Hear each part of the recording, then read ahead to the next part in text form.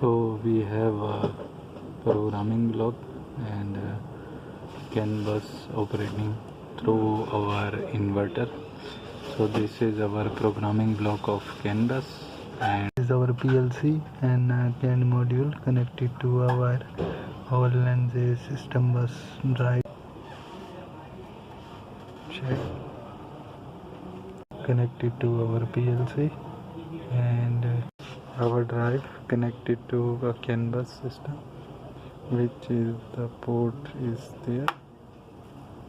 You will see that is the Canbus and a resistor there. So I am going to make it enable. So modify to 1 and going to put the speed there. So you will see that decimal, and I am going to modify the speed and I am going to put that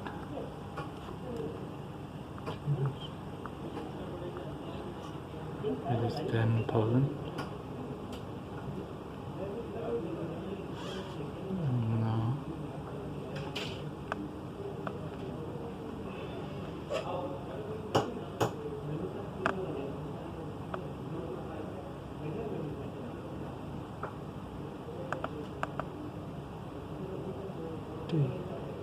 going to